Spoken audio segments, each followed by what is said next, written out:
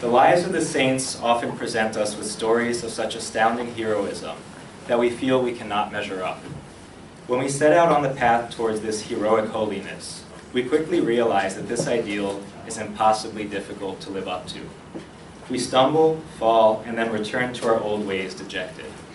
We are left to wonder if the saints are really examples for us to look up to, or if they are merely the protagonists of idyllic Christian fantasy stories. But Pope Francis says that saints are not supermen who are born perfect, but rather are ordinary people who followed God with all their heart. They are like each of us. They are people who, before reaching the glory of heaven, lived a normal life, with joys and griefs, struggles and hopes. If the saints are really ordinary people like us, then who is to say that my share of griefs and struggles cannot be used to bring me closer to God? What if instead of becoming sources of discouragement, our weaknesses and limitations became the place where God manifests His glory in our lives? Our speakers tonight will present the real stories of saints who struggled with sin as much as any other person, but whose weaknesses were transformed into channels of God's love and mercy. Our speakers will explore such questions as, is sin an obstacle to sanctity? Can a person be a saint and a sinner at the same time? And if so, how did the saints deal with their own sins and the sins of others? Our first speaker, Lisa LICKONA, has a licentiate in sacred theology from the John Paul II Institute for Studies on Marriage and Family. She is the editor for Saints at MAGNIFICAT.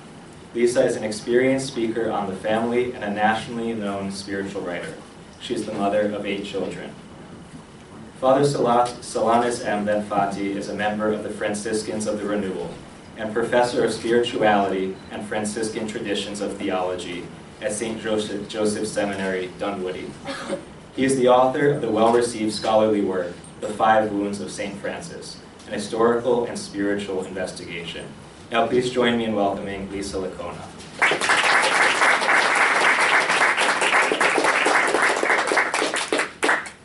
Thank you. Thank you, everyone, and I just want to express my gratitude for being here. This is such a great experience to be with old friends and new friends that I'm about to meet. I wanted to start actually this talk, or set the tone, by telling a little story from my student days when I was a student of Monsignor Lorenzo Albacete, who is very dear to everyone at Crossroads and very dear to me as well. If you knew Monsignor, you knew that when you walked into his classroom or his office, everything that you ever thought was going to be shaken up. And one day I was with a bunch of 20-something students, and we were all kind of pious Catholic girl types, and we were all crowding around his office. And when we got in there, it was just it was full of smoke because Monsignor liked to smoke, and we were kind of like peering through the haze, and he saw us all coming in with our bright eyes, and he just turned to us and said, "I'm going to write a book. And the title of this book is going to be Chain-Smoking Mystics." And we're just like, our jaws all dropped. And he said, and it's going to be about Carol Houselander, because she was a chain-smoking mystic, which is true. But in this moment, and this happened so many times with Monsignor, and in my experience, something shifted inside of me. The juxtaposition of chain-smoking and mystics pushed me in a direction in my thought, in my prayer, that was unexpected. And I feel like that was kind of the foreshadowing of what I'm going to talk about today, which is really the journey that I started on about 6 years ago when I was asked to write for MAGNIFICAT.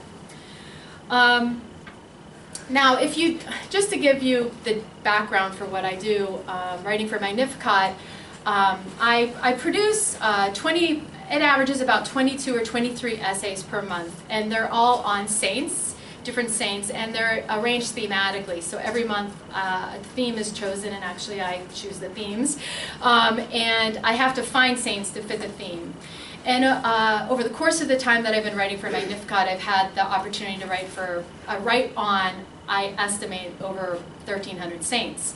So some people I return to, but I'm always looking for new stories and new things to talk about.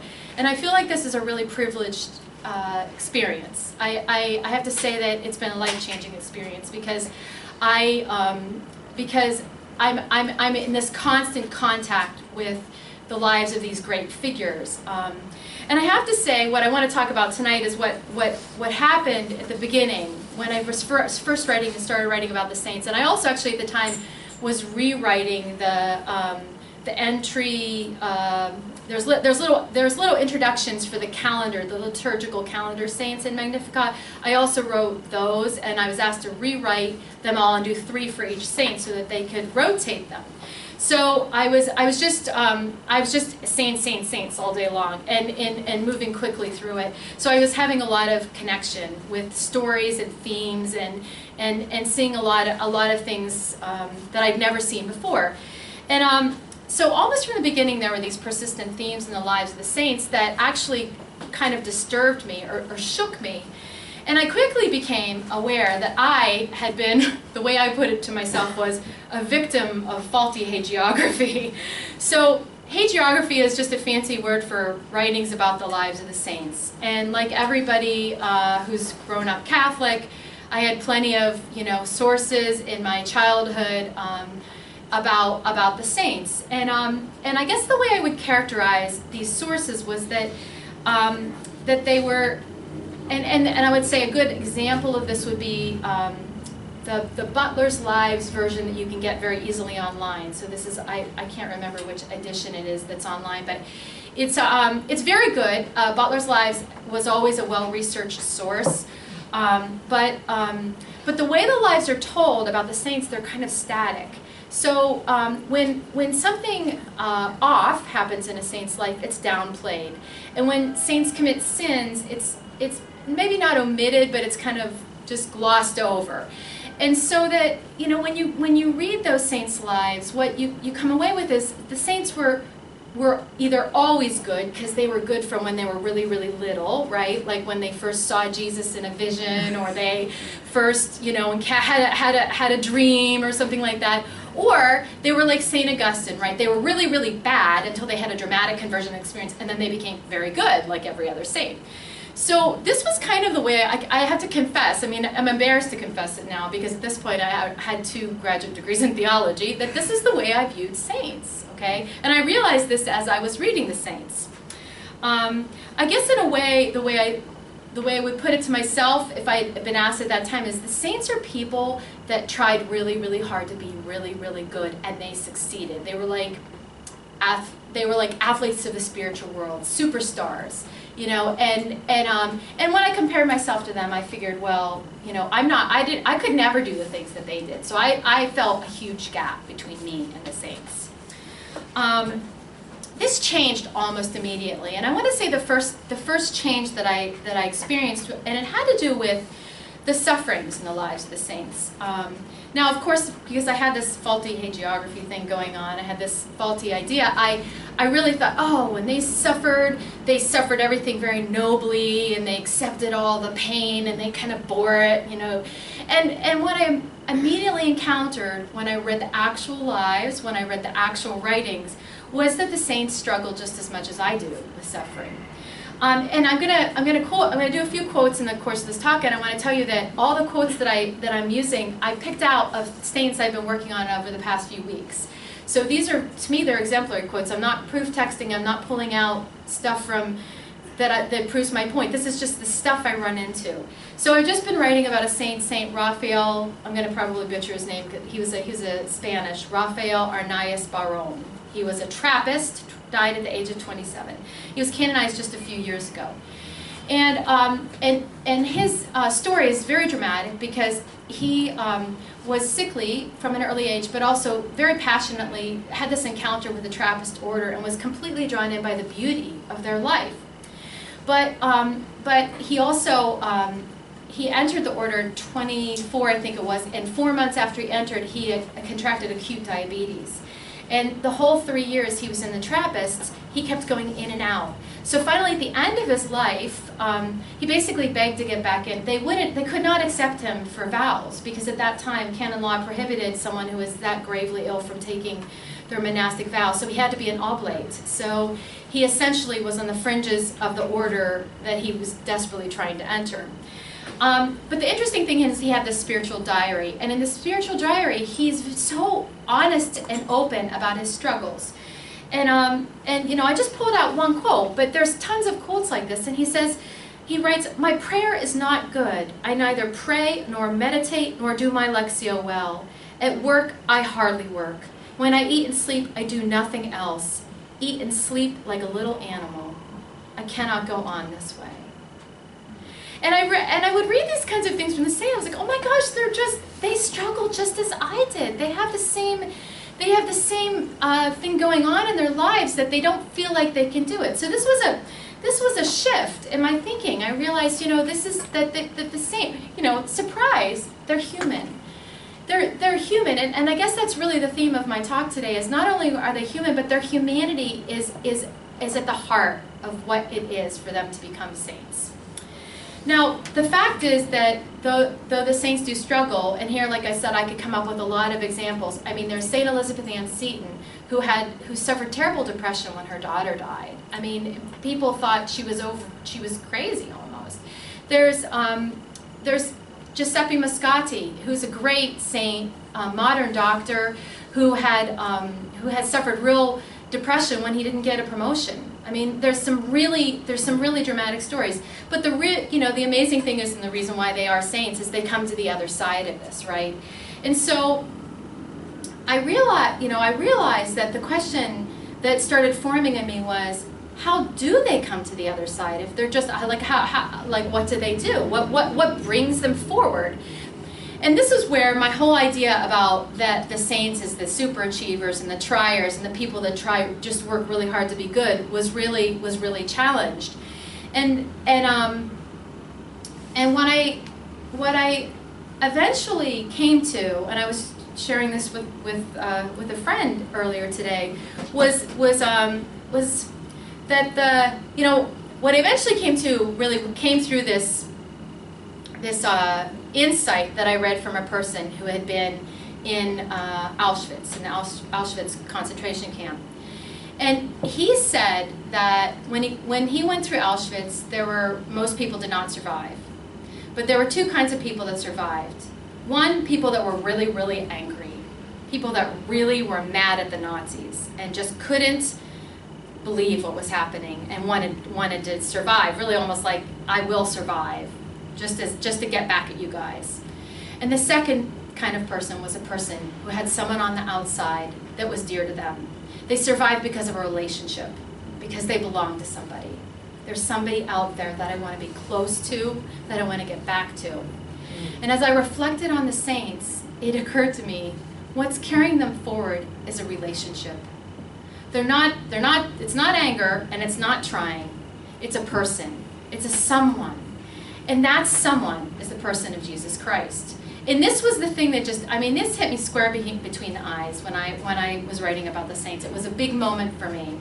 But what I realized was that the saints are people whose whole humanity has been taken up in this relationship with Jesus Christ. And he really is the one who carries them forward.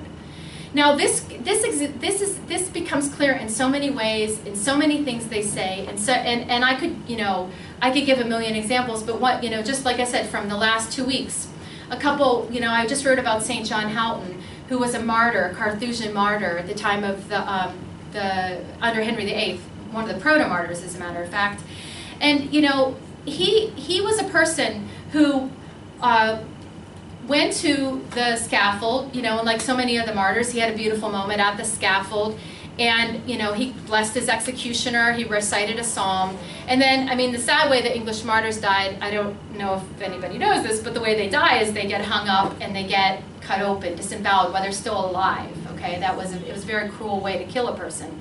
He was hung up, then pulled down, then cut open, and he was still conscious. He was actually alive and conscious when the executioner reached in to pull out his heart. And when the executioner pulled his heart out, John Houghton said his last words, which were, "Jesus, what will you do with my heart?" This was so striking to me, that at the end of your life, you're talking to Jesus about your heart. He's not mad at the executioner. What does this mean? This man's life is a dialogue with the person of Jesus Christ. And that really is what you see in the lives of the saints. the other thing, the other piece of it, is that that dialogue happens in these dramatic ways, which is in the very amazing experience of John Houghton, the martyrdom, and then it happens in the very small ways, so that you have someone like St. Raphael, who at the end of his life, you know, can write. I'll see if I can pull it up here. See if I can get my order of my pages. They're out of order. All right, I'm not going to read St. Raphael's quote, but it doesn't matter because I have extras. I have tons of quotes. Let's go with Elizabeth of the Trinity, because she's another person who writes very simply about this encounter with Christ. She's writing to a friend who's struggling with her life, doesn't know how to go on. So, and here she exemplifies in a very simple way what it is to walk this walk with Jesus Christ. And she says, it's so simple. He is always with us. Be always with him. Through all your actions, in your sufferings, when your body is broken, remain under his gaze. See him present, living in your soul. And she counseled this person, make acts of recollection in his presence. So this is the person, this is the way the saints are. This is how they really are. Their humanity is entirely engaged with the person of Jesus Christ. So what does that mean when we come to saints who have sinned? What does that mean with this topic of sin? And this is where things get very interesting. Saints come to bring everything to the table. They're all the way in.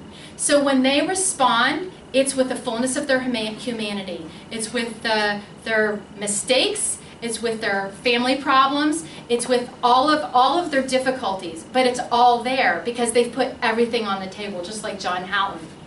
Here's my heart. So, I mean, there's a ton of really great examples here. One that is really moving for me is Saint Andre Bessette. So you probably know, when I was a kid, my father was always talking about Blessed Brother Andre. So he was in Canada. He was a Holy Cross brother. He was famous because he got the Oratory of St. Joseph built, a porter, one of those many wonderful porter saints, you know, for 40 years. So humble, a miracle worker, okay? So you think he's just got it all together, right? One of the interesting facts that comes out as I'm reading, and it comes in one source, and this is the thing with the hagiography, you don't always get these facts, is that he had a terrible temper. I mean, he would just light into people, okay? He would really rip them up and down, and immediately was so sorry. But okay, so when you get to know Brother Andre, what? He was orphaned. His father died when he was 9. His father killed in a tragic accident.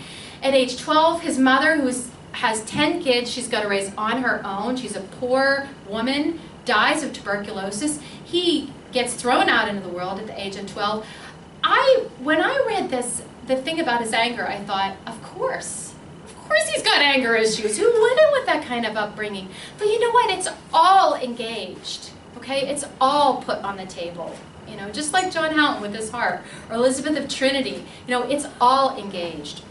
You know, another story, gosh, there's like, here I wrote all these different stories. Another story that I love, and what it shows you is the way that I mean, they're human, the saints are human, right? So that means that they're changing through time, right? What it is it to be human is to grow and change and be transformed through time, right?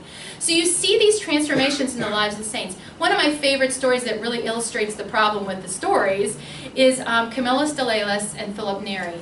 Now, Camillus de Laelis, a gambler, he has a dramatic conversion with the Capuchin friars, right? He meets a Capuchin friar and he's converted. He wants to become a Capuchin and he can't because he has this really nasty tumor on his leg, okay? So he goes to Rome to work in a hospital because he can't become a Capuchin friar. And in Rome he meets St. Philip Neri. Now St. Philip Neri is one of the most famous saints of all time, right? He's the second apostle of Rome. He was astounding. I mean, you can go online and read 1,000 maxims and he's amazing. He took Rome by storm, I mean, when he came to Rome. And so Philip Neri becomes Camillus's spiritual director, and Camillus, who's working in the hospital, over time starts to get this idea, I'd like to become a priest. And Philip Neri's like, okay, I think that's a good idea. You should study for the priesthood. So he's working in the hospital, and he's also studying to become a priest. Well, then Philip Neri, or Camillus, is in the hospital, and he starts seeing how poorly the patients are being treated. Okay, and he says, you know what? I think something has to happen. There has to be somebody has to respond to this situation. These people are not loved. They're not wanted. The nurses are cruel, and he comes up with this idea. I'm going to found an order, and it's going to be priests who are nurses. Okay, so he goes to Philip Neri and he says, I've got this great idea. I want to found an order. And Philip Neri is like, that is the stupidest idea I've ever heard. And this is very interesting. It took me so long to get the story on this because it was alluded to, but most of the sources I was reading were talking, they would say, Camillus came up with the idea for his order, and Philip Neri, said, good job, and stuff like that. But that's not what really happened. What really happened is his spiritual director, who was this incredible saint, basically told him, forget it. So now, Camillus was like, okay, but I really want to found this order. Now, this is where Philip Neri had the wisdom to go forward and say, okay, well, if you're going to found this order, I can't be your spiritual director anymore. So he sends him away. Camillus goes, founds the order, which is the Camillans, still in existence, amazing order, right? It's a beautiful thing, and at the end of his life, Philip Neri basically says, look, I made a big mistake. Like, I am really sorry, okay? The saints make mistakes. They're on a journey. They're on a journey with Christ. And, I have a couple beautiful quotes, and I only have a couple more minutes, but, as I was preparing this talk, I came across this quote from Pope Benedict that exactly expresses the truth of this fact. And he says, the beauty of every vocation in the church consists precisely in this: giving God time to act with his Spirit, giving God time to act with his Spirit and to one's own humanity, so giving time to your own humanity, to form itself, to grow in that particular state of life according to the measure of the maturity of Christ. I mean, this blew me away. Pope Benedict is saying, it's beautiful that we're on this journey with Christ. And that really is what you see that is played out in the lives of the saints. Now, like I said, I could tell a million stories. One thing, though, that I think that kind of, that does come through is that the saints, as they're on this journey with Christ, more and more come to see that they come to see their life as God sees their life. I mean, that's what humility really is, right? It's to see your life as God sees it. And, one of the themes in the saints, and you see it in the Desert Fathers, and you see it all through, is that what is life about? Well, we're sinners. We're broken. It's about falling down and getting up. If you go online and Google falling down and getting up saints, you'll come up with a whole bunch of pages on Eastern saints whose theme is falling down and getting up. Okay? But I want to I think I'm going to wrap with this beautiful quote about falling down and getting up. And this is from one of my favorite saints, Francis de Sales, who himself has just an amazing story.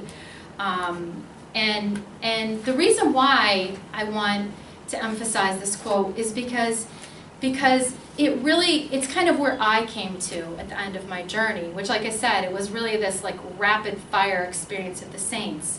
And he says, he says, and this is him giving his spiritual advice to somebody: lift your heart up gently whenever it falls.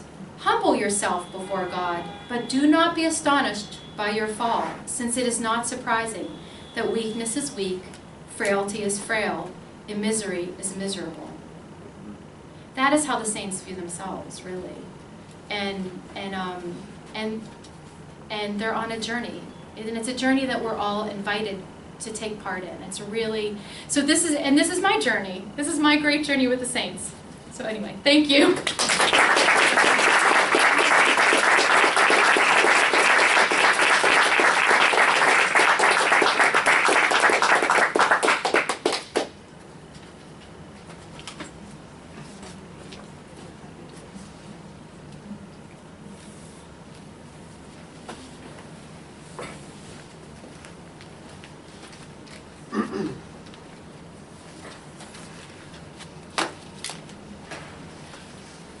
Thank you, Lisa. Francis of Assisi is thought of by many as the greatest of saints. He was the first saint to be described as alter Christus, another Christ. After all, he was the first to have had the stigmata of Christ appear on his body, making him seem perfectly configured to Christ. Leo XIII called him the complete model of perfection, and expressed his desire that everyone, to the utmost of his power, aim at imitating St. Francis of Assisi. E questo, con il massimo calore e con il più giustificato diritto speriamo degli italiani, he said. Italians above all.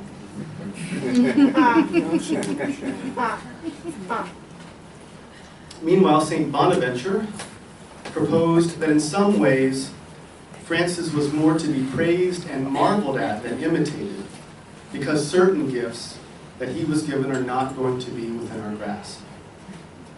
And yet, as remarkable as Francis was, I would propose that his remarkableness and sanctity is not an indication that he was immune to the same human fragility that we share. This is borne out if we refuse the piles of modern-day biography of him and go directly to the most important medieval source literature. We begin at the beginning, as described by Francis himself. Nearing his death, he dictated a document he referred to as a remembrance, an admonition, an exhortation, and my testament. And at the beginning of the remembrance part, he recalls in a few brief words how the Lord happened to him. How it was that he came to be a man of penance, or we would say conversion. In so doing, he identifies what it was that he needed to be converted from what kind of a man he had been, namely, someone who could not look at lepers. It's worth letting this sink in because it's a truly fascinating detail. Nearing his death, of all the sins of youth that could be on his conscience, the most important one to him is that he had been a man so self-absorbed that there was a group of people he couldn't even bring himself to lay eyes on. He was someone who wanted to be looked at, but could not look at others. He's still repentant of it on his deathbed, in part because he feels that he could be that person again at any time, a subject to which we will return. Early hagiographical literature gives further insight on the young Francis. The most important source for this period of his life has come to be known as the legend of the three companions, which is unfortunate because we know it wasn't written by three of his companions. But we don't know who the author was, but scholars are in agreement that it was an Assisian source, someone who was either contemporaneous with Francis in Assisi during the days of his conversion, or someone with access to such people. And historians have noted multitudes of elements of verisimilitude, that it seems true, historically true. Details that break from the genre of hagiography, giving details that are not normally given in similar literature of the time, details that do not idealize the figure whose life is being described. For example, the pre-conversion young man is described as being so vain, quote, so vain in seeking to stand out, this is a funny little detail, that sometimes he had the most expensive material sewed together with the cheapest cloth on the same garment. Just this odd little thing which betrays local knowledge and something that must be true because there's no other reason to include that. And it confirms what we saw in the Testament, young Francis is vain. Like other sources, the legend of the three companions reveals that Francis sometimes spoke French, although it's quick to point out that he did not do so correctly. In some of the early literature, it seems that when Francis uses French, it's because he has a desire to praise God in a beautiful language, the language of chivalry. And yet, the legend of the three companions on close inspection seems to allow something different to peek through here. We'll look at just two of several examples. First, there's the account of the newly converted Francis encountering his now estranged blood brother in the streets of town. One winter morning, while he was at prayer, dressed in poor clothes, his carnal brother was passing by and remarked sarcastically to his companion, "You might tell Francis to sell a penny's worth of his sweat. You might tell Francis to sell you a penny's worth of his sweat." And when the man of God heard this, filled with a wholesome joy, he answered enthusiastically in French, "I will sell that sweat to my Lord at a high price." Second, there's the story of Francis still early on, going into town to beg for supplies for the church that he's repairing. It says, while he was working steadily at restoring the church, he wanted to have a lamp burning continually in the church, so he went through the city begging for oil. But when he was approaching a certain house, he saw a group of men gathered for a game. Ashamed to beg in front of them, he backed away. These are probably old friends of his, right? Hurrying back, mulling it over, he accused himself of having sinned. Hurrying back to the place where they were playing, he told everyone standing around his fault that he was ashamed to beg because of them. And in fervor of spirit, he entered the house and, for the love of God, begged in French for oil for the lamps of that church. What we have is the common thread, in fact, if you look carefully. What we have as the common thread in these stories is that in each one, Francis is trying to overcome or deflect embarrassment and shame. He has recourse to the language of chivalry whenever he needs to overcome embarrassment, to stand tall in the face of this struggle. I get this. I myself know people who are less shy when they speak a foreign language. It's kind of like acting, in a way. And here we have Francis acting because he's embarrassed. Still in the same time period, the same source shows Francis's need for more conversion, for continual maturation. The priest he lives with at that little church, of the little church of San Damiano, has to go to great lengths to care for Francis because, frankly put, Francis is a bit of a baby. The priest, it says, judged the work to be beyond Francis's strength, even though he was offering himself so enthusiastically to divine service. Although poor himself, the priest obtained special food for Francis, for he knew that while he was in the world, he lived rather delicately. Of course, as the man of God later admitted, he would frequently enjoy delicacies and sweets and refrain from disagreeable foods. Eventually, Francis realizes that he has to man up, especially considering the poverty of Jesus. This is his motivation, always with poverty. One day, when he noticed that the priest was preparing food for him, he said to himself, "Will you find a priest like this wherever you will go, who will offer you such human kindness? This is not the life of the poor that you have chosen. As a beggar going from door to door, you should carry a bowl in your hand, and driven by necessity, you should collect the scraps they give you. This is how you must live willingly, out of love for him who was born poor, lived very poorly in this world, remained naked and poor on the cross, and was buried in a tomb belonging to another." And so Francis puts himself to the test. It says, as a result, one day he took a bowl, and entering the city, he went door to door begging alms. Whenever he put various scraps in his bowl, many who knew what a pampered life he had lived were astonished at how marvelously changed he was, seeing that he held himself in such contempt. But when he wanted to eat this mixture of food offered to him, he felt revulsion, because he was not accustomed not only to eating such things, but even looking at them. I mean, he had an Italian mother, couldn't he? After all. So, we see in these stories the humanity of Francis peeking through. We see that he has insecurities. We see that he has immaturities. But, presumably, Francis passes through this stage of immaturity and becomes immune to struggle, right? Again, this is someone who was so perfectly configured to Christ that he bore his very crucifixion wounds on his own body. I want to talk about that now. First, by providing its context and the attitudes and sentiments of Francis leading up to the event of the stigmatization. Francis is stigmatized during August or September of 1224. We normally say September, but we don't know for sure.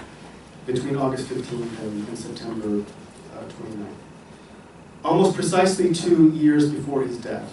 Now this overlaps somewhat, it seems, with what the medieval sources describe as a 2-year gravissima temptatio in Latin, a 2-year very grave temptation. that Francis suffered. The precise nature of this temptation is not revealed, and scholarly arguments concerning it have ranged the gamut. But we know one thing for sure, on the basis of source material that does come from the three special companions of Francis, certainly does, without doubt. The one thing that we know is that the temptation affected Francis so much that he, quote, sometimes withdrew from the company of the brothers because, on account of that temptation, he could not manage to appear his usual joyful self. Francis, the saint of joy and of song, right? The one who writes the marvelous Umbrian poem, song, the Canticle of Creatures. This man has become devoid of joy and withdraws in isolation from his brothers. Now remember, Francis is not a monk whose vocation has an element of solitariness to it. He's a friar, a brother. Fraternity is at the very heart of this charism, of the nature of this charism. In another medieval work, which is based on the same companion source material, the point is re-emphasized and now explicitly linked to the period surrounding the stigmatization, and some other details are added. Likewise, at the time he received on his body the stigmata of the Lord on the holy mountain of Laverne, he suffered so many temptations and afflictions from the devil that he was unable to appear his usual joyful self. He said to his companion, if the brothers knew how many trials and how great are the afflictions the demons cause me, there would not be one of them who would not be moved to pity and compassion for me. I'd like to highlight the latter part of the citation, the comment about the brothers. So we've seen that Francis has lost his joy and that he sometimes withdraws in isolation. Now is added the implication that he feels that his own brothers have no compassion for him.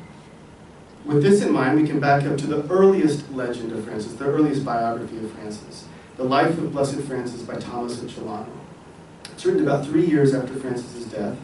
From a literary point of view, it's an admirable piece of hagiography written with great skill and knowledge of the genre. The Latin is very beautiful. The literary allusions are rich, biblical allusions and allusions to the great lives of the saints, which was a necessary part of the genre. And yet it too, in a few important places, breaks some from the genre insofar as it foregoes smoothing out certain rough edges, which normally would have been done. Now, Book 2 of this work is devoted to the last 2 years of Francis's life. And there again, if we look carefully, we see traces of a real Francis with real struggles, mostly of an interpersonal nature. After explaining that Francis rarely, if ever, revealed the secret of his stigmata to anyone, the author goes on to describe in a surprisingly frank manner how Francis suffered from a certain distrust of people in general because of the dishonesty of a few. Quote, for he had met some people who agreed with him outwardly, but inwardly disagreed, applauding him to his face, but laughing behind his back. It seems that these people are likely the friars themselves, some friars. For if you read the text carefully, there's a tight group of 4 special companions of Francis that are as if contrasted with another group, one much less pleasing to Francis, those he saw rushing for positions of authority. Francis suffers, it says, dolebat. Francis suffers because of these brothers and grieves their behavior. So, Francis is specifically struggling because certain friars are too interested in governance and pastoral positions, which to him means that they have abandoned what they had originally chosen in the way of simplicity and minority. This is already enough information to give us the key for unlocking the meaning of another source, a text of reported speech of Francis, which is often published in appendix to his own writings because of its consistency, its lexical consistency with texts certainly to be attributed to Francis. It's the lesson on true and perfect joy, famously known from its version in The Little Flowers of St. Francis, but unfortunately so, because that version of it distorts the subtler and profounder message of the more original. In True Joy, Francis dictates a 2-part lesson concerning what true joy is. He begins negatively by explaining what true joy is not. It's not all the masters of Paris, like the most famous theologians in the world. It's not them joining our order. That's not true joy. It's not the arrival in the order of famous prelates or bishops or kings, which did happen eventually. Neither is it the friars converting all the non-believers, nor even would it be Francis being used by God to work miracles or heal the sick. Instead, positively, true joy is described in a kind of parabolic anecdote in which Francis is the protagonist. It's a story of Francis arriving at St. Mary of the Angels, the Portiuncula, which is the heart of the order. It's symbolic, the symbolic beating heart of the order, this poor little church.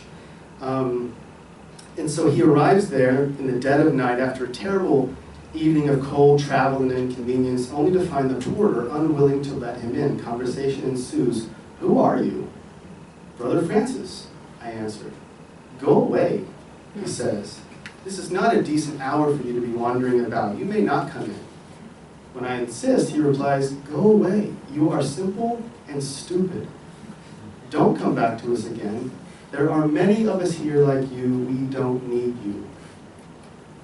I stand again at the door and I say, "For the love of God, take me in tonight." And he replies, "I will not. I tell you this, if I had patience and did not become upset, true joy, as well as true virtue and the salvation of my soul would consist in this."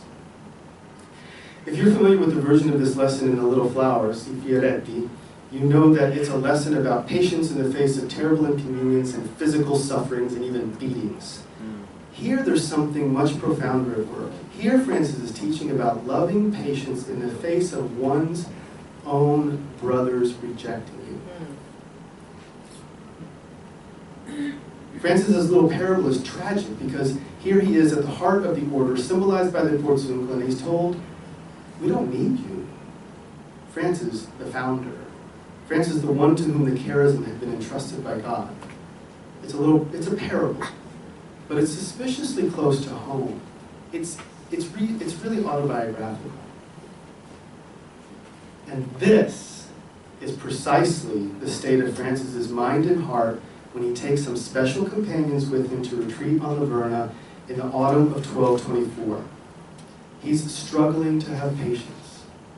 He's struggling with bouts of withdrawal and isolation. In a word, he has relapsed into the self-absorbed person he had originally needed to be converted from.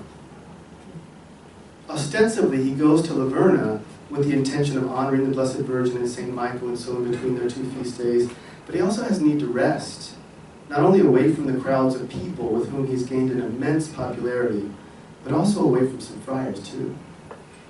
And two things happened during the days that followed.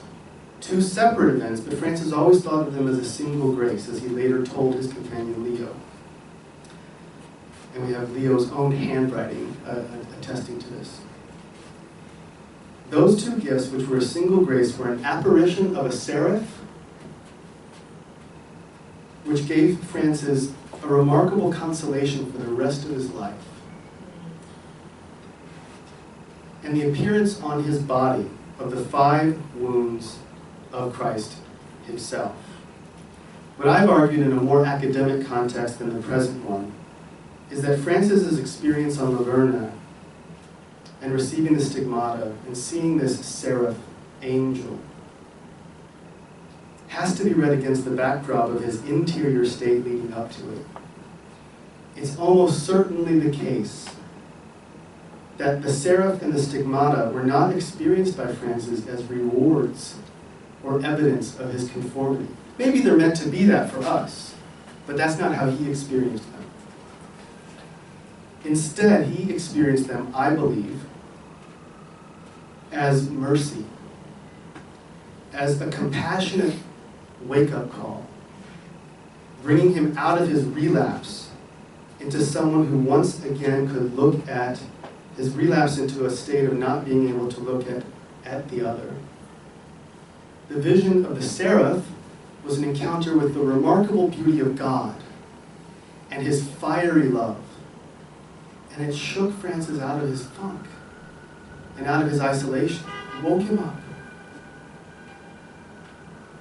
The physical manifestation of stigmata on his body was for him simply a concrete reminder that he would always have for the rest of his life, the next 2 years of his life.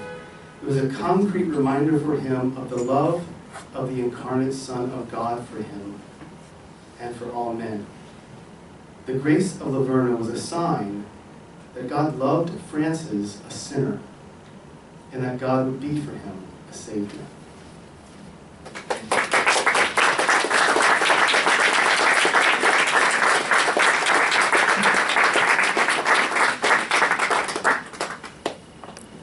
Thank you, Lisa and Father Solanus, for sharing these stories of the saints with us. I'd like to ask a few questions of my own before we open up to the audience. So currently I'm finishing a master's degree in moral theology, and my thesis work focuses on the writings of Father Luigi Giussani, who is the founder of the lay movement that inspired Crossroads Cultural Center. So Giussani's conception of morality centers on the encounter with Christ. And he characterizes the dynamic of this encounter as being driven by desire and attraction. And because of this, he challenges what he calls a moralistic attitude, this idea that we should follow the teachings of the church and of the scriptures for their own sake, just for the sake of being good. And we also find this idea echoed in the preaching and the writing of Pope Francis, especially when he talks about the culture of encounter. And also in his recent apostolic exhortation, Gaudete et Exultate, he talks about the new heresy of Neo-Pelagianism, in which people tend to overemphasize following the teachings of the church by sheer force of will and ignoring their need for divine grace in their lives. So I would like to ask if you guys can comment on this idea. Why is it that there tends to be this distrust of the attractive power of the encounter with Christ? Why is it that we often fall back on moralism and just reiterating moral rules?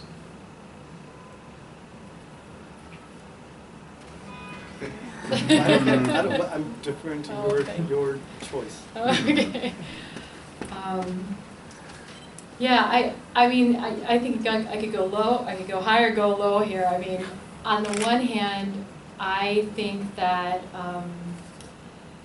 that the saints are great risk takers, and we are all about safety. We're all about protecting ourselves, and moralism, rules are safe. Rules are safe.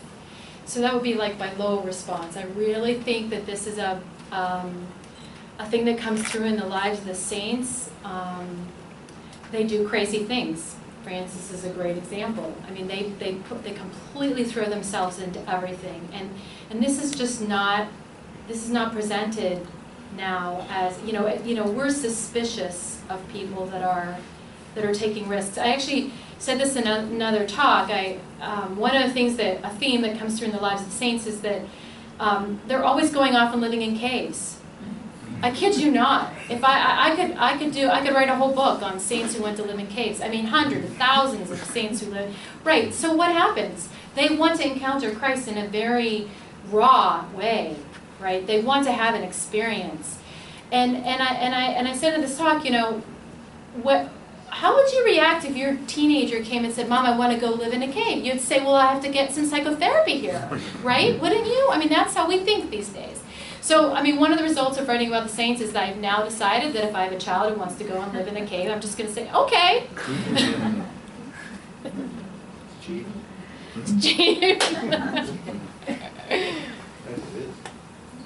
That's interesting. Rules are safe. I once had a canon lawyer tell me that when we're afraid, we legislate.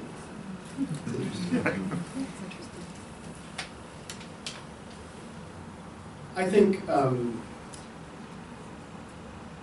part of the explanation for moralistic living is that since the fall, we see ourselves as autonomous. And to do something by the sheer force of my will, by my own strength, is what I do when I believe, for whatever reason, that I'm left to my own devices and it's up to me to bring things through to completion. The saints were those who succeeded in living in a way that was dependent on the Father, in a way that looked to Him for everything. So if the saints, as Lisa describes, throw themselves into everything, it's by first throwing themselves into asking God for the gift to be able to throw themselves into everything. It's something it's utterly dependent on someone else. Looking to the Father to know one's own identity rather than trying to manufacture it oneself. But we have this fallen tendency that drags us down, and if you don't look up many times a day and find yourselves living in this moralistic striving, well then you're better than me. But we begin again by pronouncing our dependence on a God who wants to father us. Thank you. Another important point that I wanted to touch on is that many of the saints lived very sinful lives before they converted, but still, after having converted, they continued to struggle with sin. And as you bring up, Father, how Francis had this moment of reverting to some of his old sinful tendencies. And I relate to this personally because right now I'm reading Dorothy Day's biography written by her granddaughter, Kate Hannessy. And it's fascinating to me because Dorothy Day is currently a servant of God, and there's a case for her canonization, which is still open. And her granddaughter just paints a very blunt picture of her personality. So clearly Dorothy is someone who's very devoted to the poor, has a very deep spiritual life, but she also has a horrible temper and tends to be very controlling, especially of her own daughter. And what's interesting to me is that her granddaughter presents her as having these moments of being very controlling, of snapping at her daughter, but then afterwards, she'll go and pray, recognizing that, I have this controlling tendency because I don't really trust my daughter. And ultimately, I don't trust Christ. So Christ, I commend my daughter to you. Help me to love her, and you take care of her.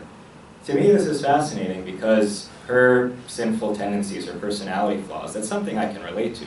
I often find myself in relationships having moments where I snap, where I just get very controlling. So to have someone who's on the way to sainthood, who has a struggle that's similar to mine, is very encouraging. But then it makes me wonder, why is it that when I'm often reading the stories of other saints, I don't always see these personality flaws mentioned. I don't always see anything mentioned about their sinful tendencies. So I'm wondering if you can comment on why there's often that lack of transparency in the stories that we read, and maybe if it would be more valuable for writers to talk more about saints' flaws. What would you say about that?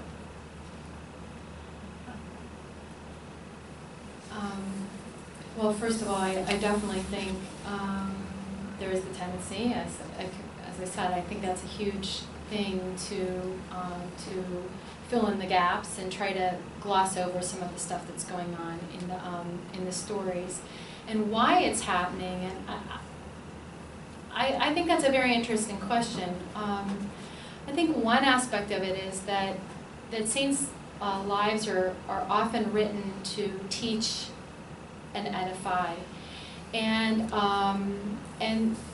so if you think about, you're going to write a life of a saint and you want to teach a 10-year-old or a 12-year-old, a young person, I think the emphasis there is, and I think this is a good thing, on the beautiful things they did and the good things they did, and I think though of course as we age, we need to hear more, because we have, the struggles get more sophisticated, more complex.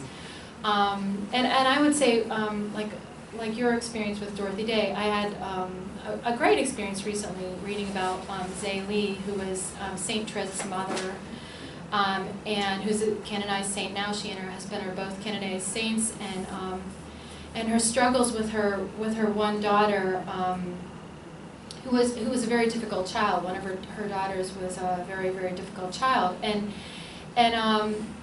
one of the things that happened was that it was Leonie, her daughter Leonie, and one of the things that happened was that Leonie was actually being manipulated by a servant in the family home. So there was a servant who was psychologically manipulating the child, and And the interesting thing is that Célie, she was praying for the situation, she was worried about the situation, but she was also this extremely busy mom who had a full-time lace-making business. She was essentially a working mother who didn't have enough time to pay attention to her daughter, to be, you know.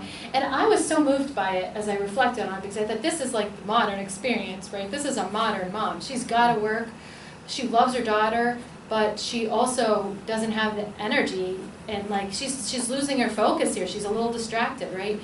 But similar to what you're saying about Dorothy Day, Célie was constantly praying and offering the situation to God and making sacrifices for her daughter. So eventually, the situation becomes revealed to her, and she completely sees this as God's grace, and like mercy upon her family, that she now understands what's going on.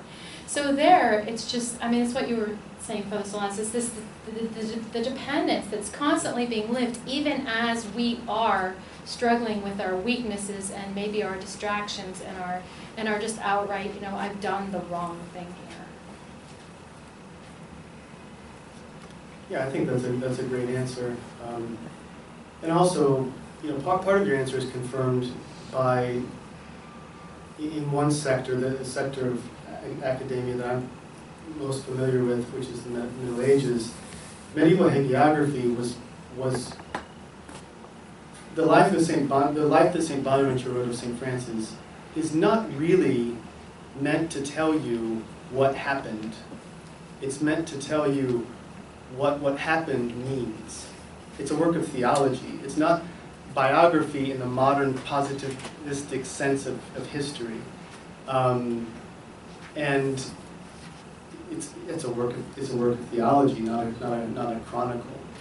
And so I think that in some ways carries over, where there's certain instructive things. Now your question perhaps is really, well, aren't the struggles also part of the instruction? And I think that's a great question.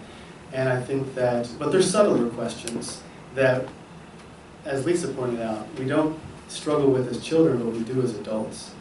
And so to dig deeper and to read that biography of Dorothy Day is a mature adult thing to do. And you know, and I've lived with 3 men who people regularly ask me, did you live with Father Benedict Rochelle? Did you live with Father Robert Stanyon? Did you live with Father Andrew Apostoli? They must have been so holy and patient and amazing. They all really got on my nerves. A lot. Father Benedict yelled at me more times than I could remember. And so when people say, do you think he was a saint? I say, I sure hope so. Because that would give me so much hope. And the truth is that I kind of do think that maybe the 3 of them were saints. And with all of their inconsistencies and and ups and downs, because they were all, what they weren't was picture book or plastic mantelpiece saints, but they were completely given to the gospel, and they poured themselves out entirely for the gospel, and got back up when they fell down. And you know, I think sometimes we can miss some of the messages that have come along. When you read Saint Therese, she may appear, especially with the 19th century sort of flowery language, she may appear to be a powder puff, but she's not. And she may, and you may think that she's exaggerating when she talks about her own imperfection, but she insists that she's not. She who writes, I rejoice each day when I discover new imperfections in myself. We just presume that she's exaggerating, but she says that she's not, when her sister sort of praises her all the more for having described this doctrine. She says, you just don't get it. I struggle, I fail, but her, and she was made a doctor of the church for telling us that you embrace your littleness and so that you can depend on Him to pick you up and Him to father you. And that's what sanctity looks like, not the complete eradication of any kind of failure in your life. Thank you both for your responses. We have about 10 more minutes for audience questions. So if you have a question, you can raise your hand, and we just ask that you make your question clear and brief so that we have enough time to get to everyone.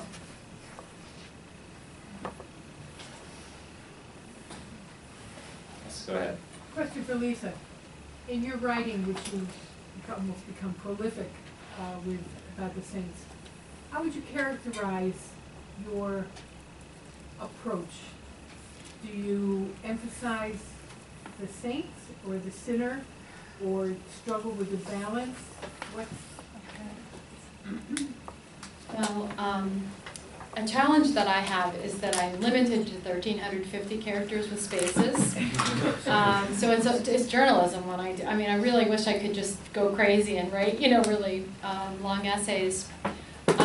I was told by Father Peter Cameron when I started, I thought his advice was fabulous. He said, focus on the stories and bring out what you love.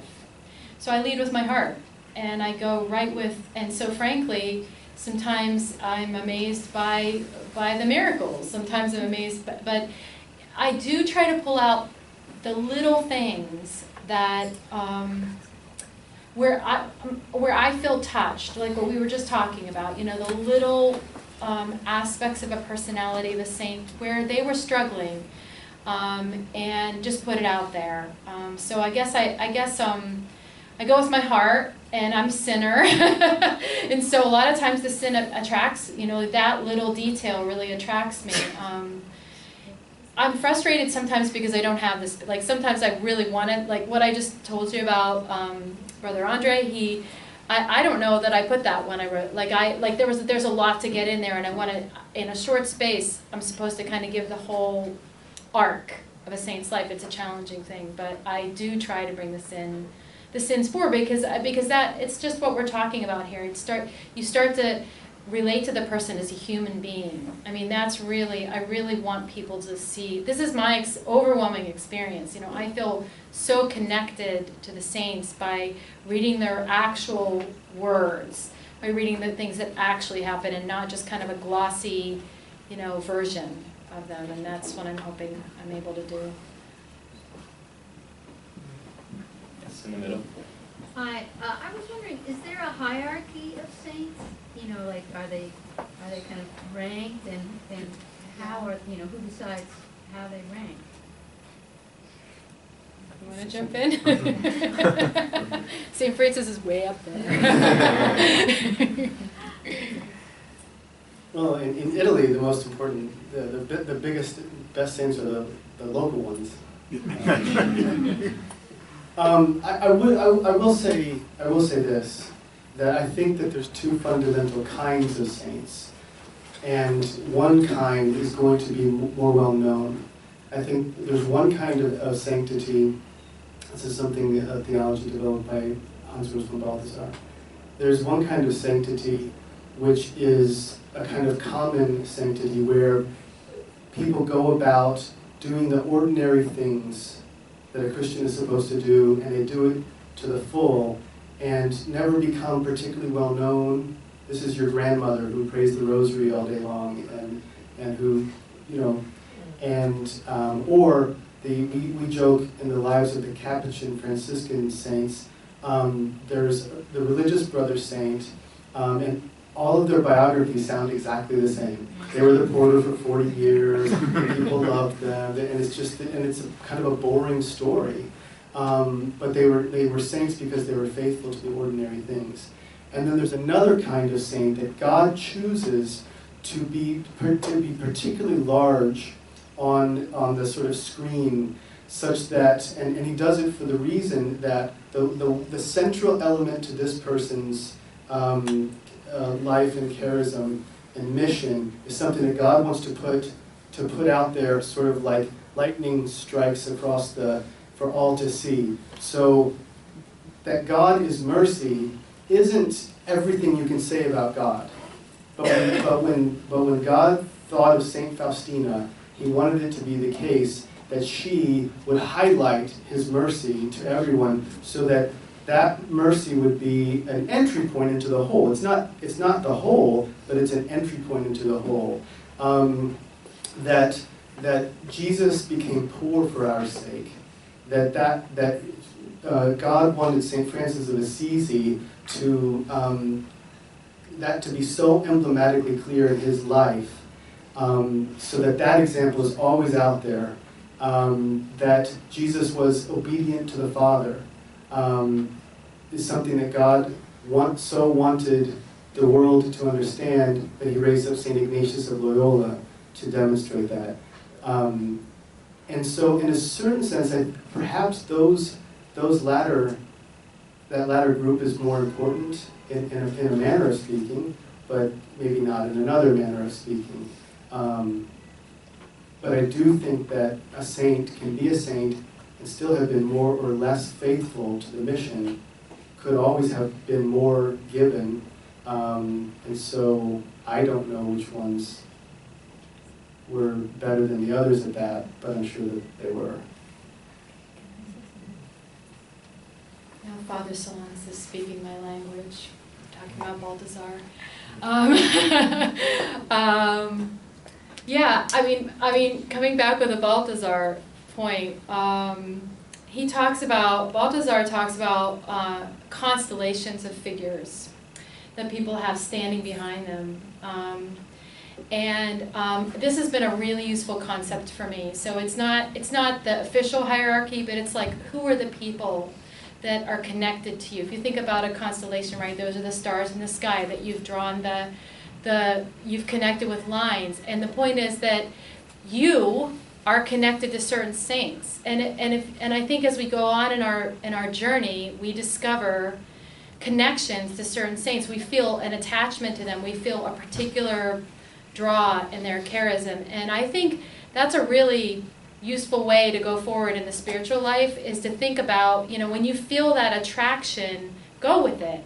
Because this is a living person in heaven who is reaching their hand out to you. I mean, and this is really this is how we enter the communion. We're relying on each other. And to me, there's the official, or the hierarchy, that we can certainly look at different saints and see that their missions were really unique and important, but then there's also kind of like the hierarchy for ourselves, the saints that are meaningful for us.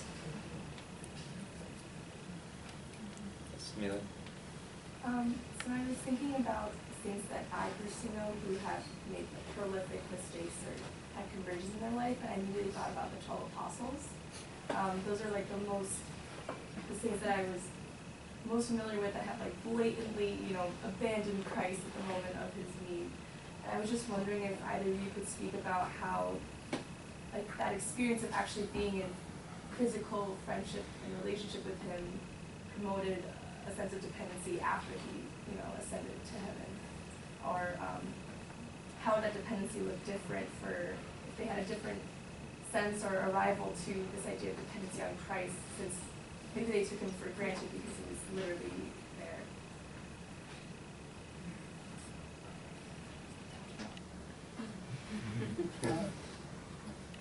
I mean, I can always talk. Will you know that? I don't know if it answers your question, but it doesn't mean I can't blow some hot air around.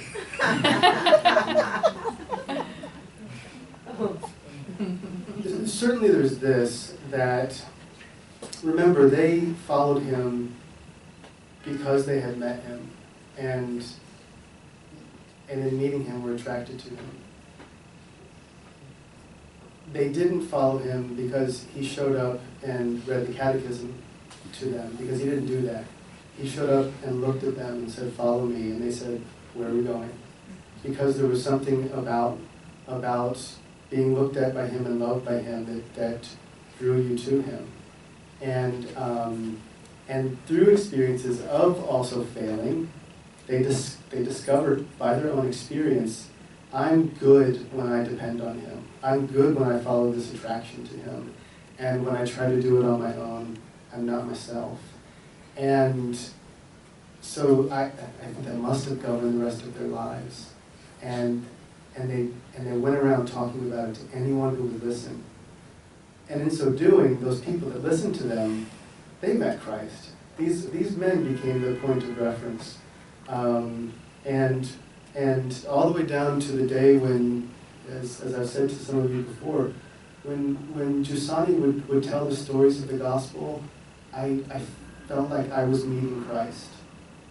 I feel like I meet Christ again when I hear him tell. I'm not meeting Giussani, but he's the instrument, he's the point of reference, and I feel attracted to Christ because of it.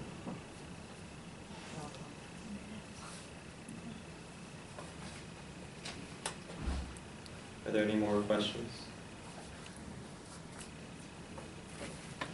So please join me in thanking Lisa and Father Solanus one more time.